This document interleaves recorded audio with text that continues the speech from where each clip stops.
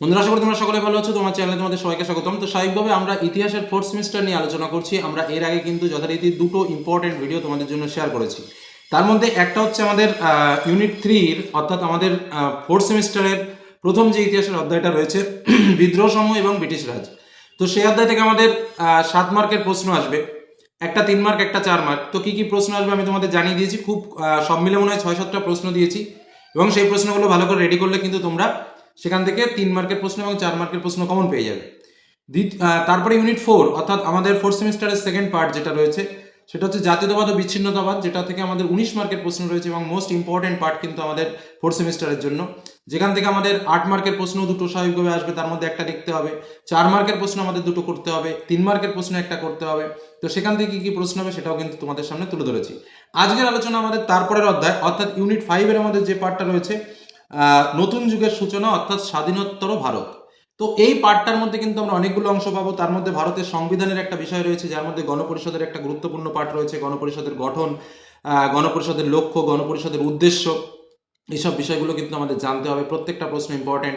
গণপরিষদের আলোচনা পদ্ধতি, গণপরিষদের কার্যাবলী কী রয়েছে, শেষ অধিবেশন কী, গণপরিষদের যে গুরুত্ব সেই গুরুত্ব, এগুলো কিন্তু আমাকে জানতে হবে। এবং লাস্ট আর একটা পার্ট রয়েছে গণপরিষদ থেকে, যেটা হচ্ছে গণপরিষদের ক্ষেত্রে আমাদের আম্বেদকরের ভূমিকা কতটুকু, সেটাও কিন্তু একটা ইম্পর্টেন্ট পার্ট। নেক্সট আর একটা বিষয় রয়েছে, যেটা হচ্ছে আমাদের এই পার্টেরই সংবিধানের উল্লেখযোগ্য কী কী বৈশিষ্ট্য রয়েছে, অর্থাৎ ভারতীয় সংবিধানের যে বৈশিষ্ট্য, তার মধ্যে মহিলাদের ক্ষমতাদানের যে গুরুত্বপূর্ণ পার্টটা রয়েছে সেই পার্ট থেকে ইম্পর্টেন্ট প্রশ্ন আসতে পারে।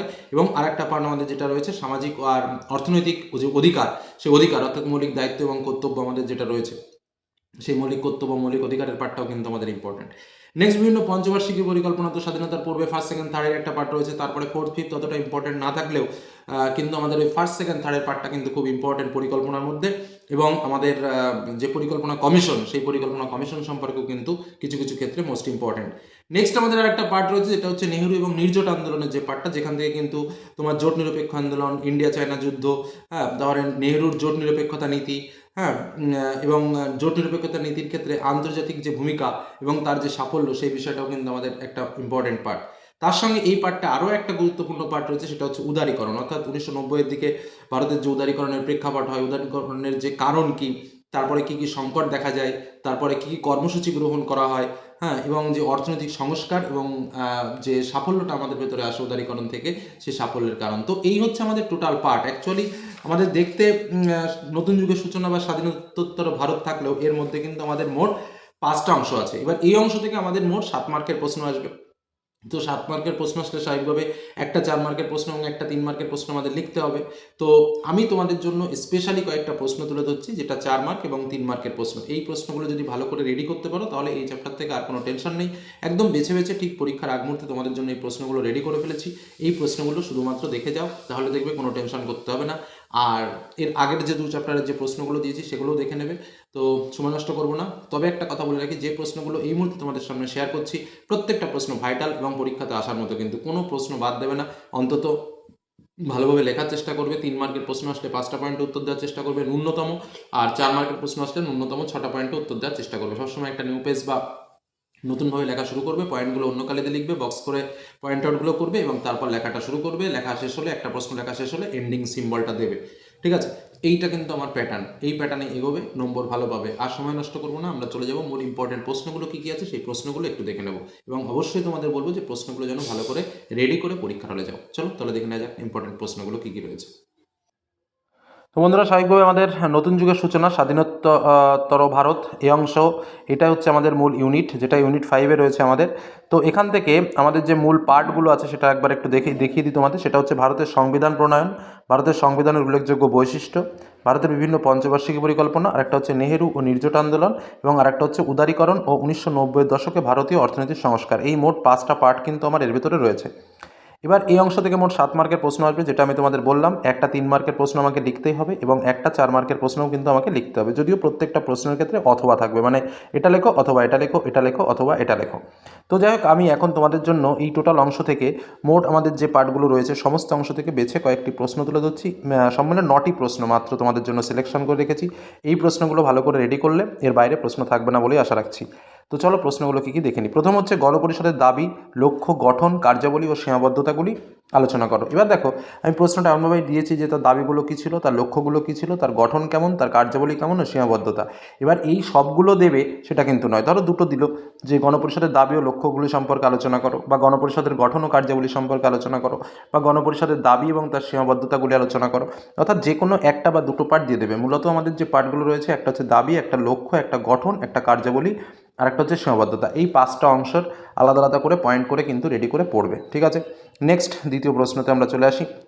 কি বলছে, ভারতীয় সংবিধানের মৌলিক অধিকার কিভাবে নাগরিকদের সুরক্ষা প্রদান করে। এই প্রশ্নটার সঙ্গে সম্পর্কযুক্ত যেটা মোস্ট ইম্পর্টেন্ট প্রশ্ন সেটা হচ্ছে ভারতীয় সংবিধান লিপিবদ্ধ মৌলিক কর্তব্যগুলো কী কী। মানে এই প্রত্যেকটা মৌলিক কর্তব্যের সাপেক্ষেই কিন্তু এই নাগরিকদের সুরক্ষা প্রদানের ব্যাখ্যাগুলো করতে হবে। তো এই প্রশ্নটাকে কিন্তু ঘুরিয়ে এভাবে দিতে পারে, যে কারণে আমি একটু দুটো প্রশ্নই তোমাদের জন্য নোট করে দিয়েছি, অর্থাৎ মৌলিক অধিকার কীভাবে নাগরিকদের সুরক্ষা প্রদান করে, আর লিপিবদ্ধ মৌলিক কর্তব্যগুলো কী কী। মোস্ট ইম্পর্টেন্ট প্রশ্ন। নেক্সট 3 নম্বর প্রশ্ন, যেটা ভারতীয় সংবিধানের বৈশিষ্ট্য। একদম সহজ প্রশ্ন, কিন্তু ভেরি ইম্পর্টেন্ট প্রশ্ন, ভারতীয় সংবিধানের বৈশিষ্ট্য। পরবর্তী প্রশ্ন, ভারতের প্রথম, দ্বিতীয় এবং তৃতীয় পঞ্চবার্ষিকী পরিকল্পনার ত্রুটি ও গুরুত্ব। Most important. এর মধ্যে প্রথম, দ্বিতীয় বা তৃতীয় যে কোনো একটা কিন্তু তোমার পরীক্ষায় তুলে ধরতে পারে, ঠিক আছে। যার কারণে প্রত্যেকটার কিন্তু গুরুত্বটা ভাইটাল, ঠিক আছে, গুরুত্বটা কিন্তু ভাইটাল, আর সময়সীমাটাও কিন্তু ভালো করে মাথায় রাখবে। নেক্সট দুটো টিকা রয়েছে আমার এখানে, একটা হচ্ছে বানডুং সম্মেলন, আর একটা হচ্ছে নির্জোট আন্দোলন। এর মধ্যে নির্জোট আন্দোলনও যেমন ইম্পর্টেন্ট, বানডুং সম্মেলনও খুবই ইম্পর্টেন্ট, কিন্তু টিকাগুলো কিন্তু 3 বা 4 মার্কের জন্য রেডি রাখবে। নেক্সট একটা প্রশ্ন, সেটা হচ্ছে ভারতের সংবিধান প্রণয়নে আম্বেদকর ভূমিকা সংক্ষেপে আলোচনা করো। ওকে, পরবর্তী প্রশ্নে আমরা চলে যাব, ভারতের জোট নিরপেক্ষ নীতিটি ব্যাখ্যা করো। এই নীতির প্রয়োজনীয়তার বিভিন্ন দিকগুলি আলোচনা করো। মূলত হচ্ছে এই জোট নিরপেক্ষ নীতির ব্যাখ্যা, কারণ এই প্রশ্নটা যখনই পড়বে তখনই এর স্বাভাবিকভাবে এর প্রয়োজনীয়তাটাকেও কিন্তু তোমাকে পড়তে হবে। তো এই জোট নিরপেক্ষ নীতির ব্যাখ্যা বা এই নীতির যে বিভিন্ন দিক, সেইগুলো কিন্তু খুব ইম্পর্টেন্ট, ভালো করে পড়ে রাখবে। নেক্সট, জোট নিরপেক্ষ আন্দোলনে নেহরুর অবদান কী ছিল। এবং লাস্ট প্রশ্ন, 1990 দশকে ভারতীয় অর্থনীতির সংস্কারের প্রেক্ষাপট আলোচনা করো এবং এই সময়ে ভারতে অর্থনৈতিক উদারীকরণের কারণ কী। এই মোট 9টি প্রশ্ন আমি তোমাদের এই পার্ট থেকে, অর্থাৎ নতুন যুগের সূচনা বা স্বাধীনোত্তর ভারত, এখান থেকে কিন্তু তোমাদের জন্য স্পেশালি রেডি করে দিয়েছি। এই 9টি প্রশ্ন যদি ভালো করে তোমরা কমপ্লিট করতে পারো, আমি আশা রাখছি এর বাইরে তোমার 3 এবং 4 মার্কের প্রশ্ন কিন্তু আর আসবে না। এবং এর আগে আমরা তোমাদের জন্য এর আগের চ্যাপ্টার এবং তার আগে যথারীতি তার আগের চ্যাপ্টার, প্রত্যেকটা চ্যাপ্টার কিন্তু আমি তোমাদের জন্য স্পেশাল সাজেশন করে কিন্তু তুলে ধরেছি। সেই প্রশ্নগুলো একটু দেখে রেখো। এর পরবর্তী ভিডিওতে আমরা ইউনিট 6 নিয়ে যথারীতি আলোচনা করব, অর্থাৎ জাতি গঠন ও সংশ্লিষ্ট দৃষ্টিভঙ্গি, এই অধ্যায় থেকে কী কী প্রশ্ন আসতে চলেছে। তো এটুকু আলোচনা তোমাদের সামনে ক্লিয়ার করে দিলাম। আশা করি এই প্রশ্নগুলো রেডি করে পরীক্ষার হলে যাবে এবং অবশ্যই করে কিন্তু তোমরা পরীক্ষাতে কমন পাবে। এটুকু বলে আলোচনা শেষ করলাম। ভালো থেকো, সুস্থ থেকো, সাবধানে থেকো। ধন্যবাদ।